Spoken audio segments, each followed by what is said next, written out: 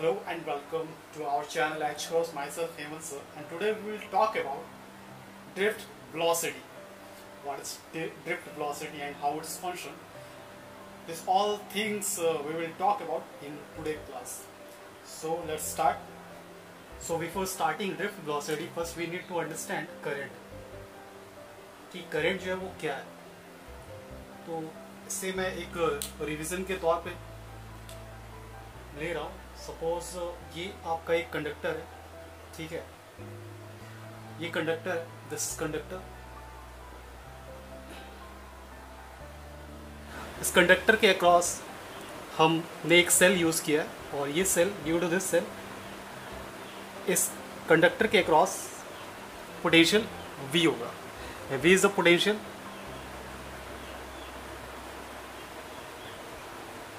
और यहाँ पे चूंकि ये पॉजिटिव टर्मिनल है तो ये होगा हायर पोटेंशियल, क्योंकि पॉजिटिव टर्मिनल हायर पोटेंशियल होता है और नेगेटिव टर्मिनल लोअर पोटेंशियल होता है. इन दोनों के डिफरेंस की वजह से हम यहाँ इसको बोल सकते हैं potential difference. This is potential difference. Okay, so after applying potential difference, ठीक है, यहाँ से इस डायरेक्शन से इलेक्ट्रॉन्स यहाँ से इस तरह से फ्लो होने लगेंगे. पूरे सर्किट पे इस तरह से फ्लो होगा, ठीक है. तो इस डायरेक्शन में इलेक्ट्रॉन्स जो फ्लो होंगे, देन वी कैन से कि इन इलेक्ट्रॉन्स को जो एनर्जी मिल रही है, दैट मीन्स फ्लो होने के लिए, इस कंडक्टर पे फ्लो होने के लिए इस इलेक्ट्रॉन को जो एनर्जी मिल रही है वो एनर्जी प्रोवाइड हो रहा है इस बैटरी से.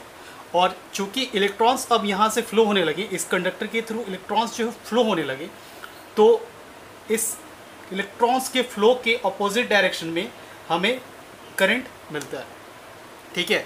तो ये जो करंट होता है, ये जैसे ही हम ये करंट जो है ये डायरेक्टली प्रोपोर्शनल होता है पोटेंशियल के. जितना ज़्यादा हम पोटेंशियल अप्लाई करेंगे, जितना ज़्यादा हेवी अमाउंट में बैटरी को हम अप्लाई करेंगे, उतना ज़्यादा हमें करंट मिलेगा. क्योंकि ये जो बैटरी है ये प्रोवाइड कराती है एक energy due to this potential difference. इस बैटरी के अंदर पोटेंशियल डिफरेंस होता है और उस पोटेंशियल डिफरेंस की वजह से ये इन जो इलेक्ट्रॉन्स है, जो कंडक्टर के अंदर इलेक्ट्रॉन्स है, ये कंडक्टर जो है वो बना हुआ है कॉपर वायर, ठीक है. अब ये कॉपर वायर ही हम क्यों ले रहे हैं? क्योंकि कॉपर वायर का जो एटॉमिक नंबर होता है वो 29 और इसके लास्ट ऑर्बिट पे 1 इलेक्ट्रॉन्स रहते हैं और ये 1 इलेक्ट्रॉन्स फ्री होता है. तो ये 1 इलेक्ट्रॉन्स जैसे ही हम इस बैटरी को अप्लाई करते हैं, इलेक्ट्रिक फील्ड अप्लाई होता है और ये इलेक्ट्रॉन्स बाहर निकलता है और इस तरह से ये मूव होने लगता है. तो जस्ट जिस डायरेक्शन में इलेक्ट्रॉन मूव होगा उसके अपोजिट डायरेक्शन में हमें करंट मिलता है तब तक जब तक हम इस बैटरी को इस कंडक्टर पे लगाए हैं, ठीक है. और यहाँ पे उस दौरान जब इलेक्ट्रॉन्स फ्लो हो रहा है तो कंडक्टर पे करंट है और उस करंट को अगर हम इस सर्किट से यहाँ पे मान लीजिए कोई बल्ब हम अटैच कर दें तो इस कंडीशन पे ये बल्ब क्या होगा, वो ग्लो करने लगेगा. ओके, तो ये था कि करंट जो है वो कैसे वर्क करता है. अब चलिए हम मान लेते हैं ये कोई कंडक्टर है. This is a conductor which have length L and area of cross section E. Okay, अब in the room temperature, okay, room temperature में इसके अंदर के जो इलेक्ट्रॉन्स है, ठीक है, इसके अंदर के इलेक्ट्रॉन्स में ये मूवमेंट होगा. तो electrons there will be randomly motion. Electrons का रेंडमली मोशन होगा रूम टेम्परेचर में, because even room temperature copper wire के इलेक्ट्रॉन्स, जो कि मैंने कहा है कि लास्ट ऑर्बिट पे एक सिंगल इलेक्ट्रॉन ही रहता है, तो उस सिंगल इलेक्ट्रॉन को बाहर निकलने में ज़्यादा एनर्जी नहीं चाहिए. तो इन द रूम टेम्परेचर ये सारे इलेक्ट्रॉन्स रेंडमली मोशन करेंगे. तो इनका रेंडमली मोशन होने की वजह से ये कुछ इस तरह से डायरेक्टेड होंगे, दैट मीन्स रेंडमली मोशन करेंगे और इन इलेक्ट्रॉन की मोशन में इनका वेलोसिटी जो होगा वो ज़ीरो होगा. सपोज एक इलेक्ट्रॉन इस तरह से ये मूव हो रहा है रेंडमली अलग अलग डायरेक्शन पे, और मूव होने के बाद वो वापस अपने इनिशियल पोजीशन पे ही आता है. तो इस कंडीशन में डिस्प्लेसमेंट ज़ीरो हो गया. तो वेलोसिटी जो होगा वो इलेक्ट्रॉन का वेलोसिटी ये हो जाएगा 0, ठीक है। बट आप यहाँ पे देखो टोटल डिस्टेंस ये कवर कर रहा है, तो यहाँ पे डिस्टेंस वो 0 नहीं हुआ, जिसकी वजह से हमारे पास स्पीड होगा, स्पीड इक्वल टू होता है डिस्टेंस अपॉन टाइम। तो यहाँ पे डिस्टेंस वो कवर कर रहा है बट डिस्प्लेसमेंट कवर नहीं कर रहा है, इसलिए डिस्प्लेसमेंट होगा 0 बट स्पीड हमें मिलेगा। चूँकि इलेक्ट्रॉन के पास एक पर्टिकुलर डायरेक्शन नहीं है, इसीलिए इस कंडीशन में रूम टेम्परेचर में इलेक्ट्रॉन्स की मूवमेंट होने के बाद भी हमें करंट्स नहीं मिलेंगे। What's happen in room temperature, जो भी इलेक्ट्रॉन्स है कंडक्टर के अंदर में, ये सारे इलेक्ट्रॉन्स रैंडमली मोशन करते हैं। रैंडमली इनका मोशन इस तरह से होता है कि इनका कोई पर्टिकुलर एक डायरेक्शन नहीं होता, सारे रैंडमली इधर उधर मोशन करते हैं, जिसके वजह से ये एक दूसरे के मोशन वेक्टर को कैंसल आउट करते हैं और हमारा जो नेट मोशन होता है, दैट मीन्स जो इलेक्ट्रॉन का नेट डिस्प्लेसमेंट होता है वो 0 होता है। u1 is the initial velocity of first electron, u2 is the initial velocity of second electron and u3 is the initial velocity of third electron.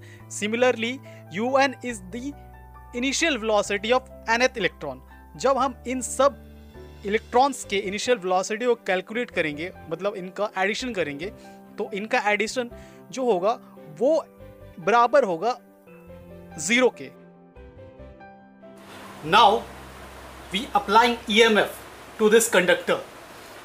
As we apply EMF, इसके across, इस length के across एक potential difference generate होगा और ये potential difference that will create higher potential and lower potential.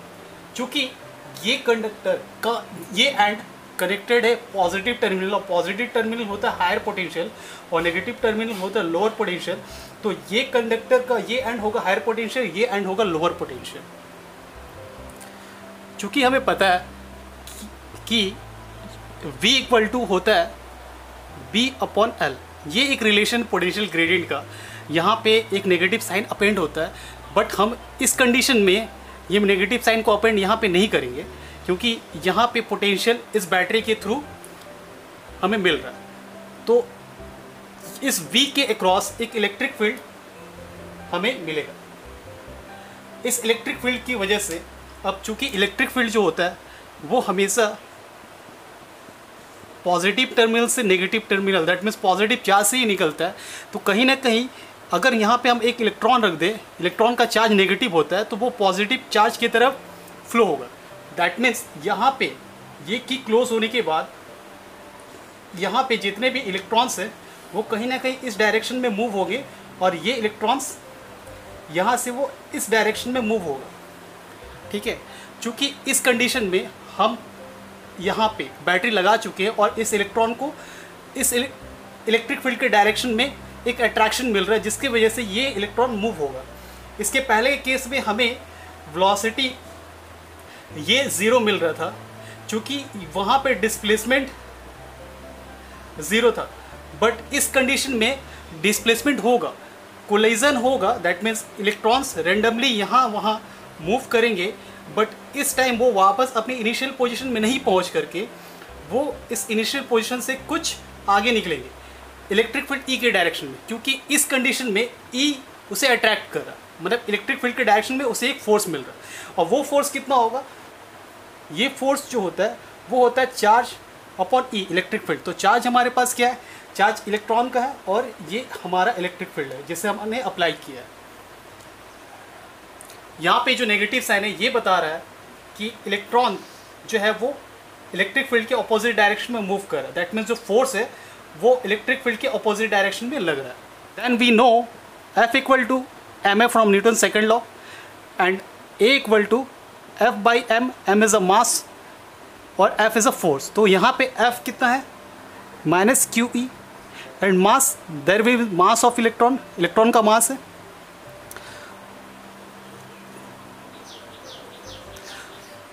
सो ये acceleration इस electron पे लग रहा है। तो हमारे यहाँ पे बहुत सारे इलेक्ट्रॉन है, तो मान लेते हैं कि जो इलेक्ट्रॉन है वो E1, E2, E3, E4 इस तरह के बहुत सारे इलेक्ट्रॉन्स हैं और सारे इलेक्ट्रॉन्स जो है वो मूव कर रहे हैं। Okay, all electrons are moving with acceleration a, तो अगर इलेक्ट्रॉन मूव कर रहा है तो हमें उसे वेलोसिटी के रिस्पेक्ट में, this is kinematic second equation, हम लिख सकते हैं जैसे ये E1 है तो इस E1 के लिए इलेक्ट्रॉन का वेलोसिटी 1 होगा, इसका इनिशियल वेलोसिटी जो थर्मल कंडीशन में था जिस टाइम हम पोटेंशियल अप्लाई नहीं किए थे, ये होगा उसका इनिशियल वेलोसिटी और एक्सेलरेशन, और ये टाइम t। तो हम मानते हैं कि इलेक्ट्रॉन का एक पोजीशन से दूसरे पोजीशन, दैट मीन्स एक इलेक्ट्रॉन यहाँ से लेकर के यहाँ तक मूव करने में, एक नेगेटिव इलेक्ट्रॉन एक पॉजिटिव इलेक्ट्रॉन तक मूव करने में जो टाइम हमें मिल रहा है उस टाइम को हम इंडिकेट करें टाउ से। तो ये टाउ फर्स्ट इलेक्ट्रॉन के लिए टाउ 1 होगा, तो यहाँ पे हम इंडिकेट करें tau 1। This is the velocity and acceleration relation with respect two electron 1, मतलब फर्स्ट इलेक्ट्रॉन का ये हमारा वेलोसिटी रिलेशन है।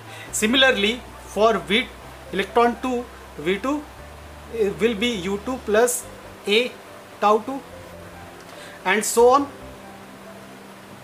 For n electrons there will be initial velocity of nth plus acceleration of that nth electron and time taken of nth electron. Here V1 is the, ये जो V है, this is the final and this is initial velocity. That means electron, this is, ये जो initial velocity है ये thermal condition पे था जिस टाइम हम इस पोटेंशियल डिफरेंस को अप्लाई नहीं किए थे। उस कंडीशन पे जो वेलोसिटी था उसको हम यू मान रहे हैं, और इस पोटेंशियल डिफरेंस को अप्लाई करने के बाद अभी जो हमें वेलोसिटी में चेंज आया वो हमारा वेलोसिटी V2 है। So here please pay attention, before applying potential motion of electron in room temperature, room temperature में जब हमने ये बैटरी को अप्लाई नहीं किया था उस कंडीशन में क्या होगा कि इलेक्ट्रॉन्स जो है वो इस तरह से रेंडमली मूव हो रहे हैं एट रूम टेम्परेचर, और रेंडमली मूव होने के बाद वो वापस अपने पोजीशन पे ही आ रहे हैं। ठीक है, ये रूम टेम्परेचर पे हो रहा था जब हम पोटेंशियल अप्लाई नहीं कर रहे थे, तो इस कंडीशन में ये था इनिशियल वेलोसिटी, और चूंकि वो वापस अपनी जगह पे ही आ रहे थे तो हमारा ओवरऑल जो वेलोसिटी था वो था 0, सारा वेलोसिटी वो था 0। तो बहुत सारे इलेक्ट्रॉन्स के साथ ऐसा हो रहा था, इसीलिए हमने लिखा before applying potential motion electron in room temperature U1, U2, U3, इस तरह से U1, U is the initial velocity of electron. ठीक है, ये किसके बराबर था, ये 0 था, क्योंकि जो डिस्प्लेसमेंट था वो नहीं हो रहा था इनिशियल कंडीशन में, और सब इलेक्ट्रॉन मूव करके उसी जगह पे आ रहे थे जब हम बैटरी अप्लाई नहीं किए थे। After applying potential difference velocity of electron after applying potential, E1 का जो इलेक्ट्रॉन है उसका वेलोसिटी V1 है, U1 is the initial velocity and A tau 1, ये हमने काइनेमेटिक इक्वेशन से हम निकाले हैं। ये काइनेमेटिक इक्वेशन है, काइनेमेटिक का सेकेंड इक्वेशन के रिस्पेक्ट में हमने लिखा है। तो यहाँ पे ये इलेक्ट्रॉन के पास वेलोसिटी, ये इक्वेशन है, E2 के पास इस तरह से हमारे पास En तक वेलोसिटीज है। तो so average velocity of electrons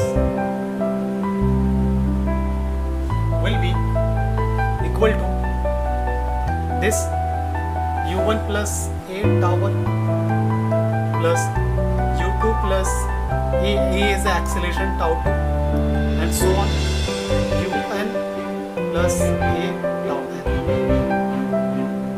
up to n। Okay, और ये जो इलेक्ट्रॉन्स का एवरेज वेलोसिटी है, ये सारे इलेक्ट्रॉन्स का एवरेज वेलोसिटी है, और इसी एवरेज वेलोसिटी को हम कहते हैं ड्रिफ्ट वेलोसिटी। ये ड्रिफ्ट वेलोसिटी होगा इसके बराबर, तो इसे हम सारे U1 को अगर हम सेपरेट कर ले, U1, U2, U3 और इस तरह से UN UN तक होगा, और इससे हम सेपरेट कर ले रहे हैं, plus that will be A tau 1, A tau 2, A tau 3 and so on, A tau n equal to n। तो so this value is for room temperature electrons velocity, room temperature पे electrons की जो velocity थी वो है, और ये हो गया था 0। ये हमने इक्वेशन बी पे देखा था, ठीक है, ये 0 था। तो इस कंडीशन पे ये इक्वेशन क्या होगा, ये 0 हो जाएगा। सो ये इक्वेशन हो गया 0। हमारे पास बचा ये equation. So we left with a tau 1 a plus a tau 2 something that will be go up to a tau n upon n. now a जो है वो कांस्टेंट है, a इज़ अ कांस्टेंट, और ये tau 1 दिस इज tau 2, ये जाएगा tau n तक और डिवाइडेड बाई n। ओके, तो इस वैल्यू को हम क्या लिखेंगे, इस वैल्यू को हम लिखेंगे VD A tau 1 plus tau 2 plus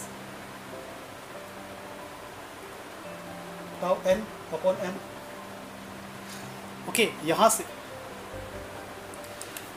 यहाँ पे ये जो टर्म है tau 1 plus tau 2 plus tau 1, ये जो पूरा टर्म है, ये tau 1 plus tau 2 plus tau 3 and so on tau n तक जो टर्म्स है, ये tau क्या है, दिस इज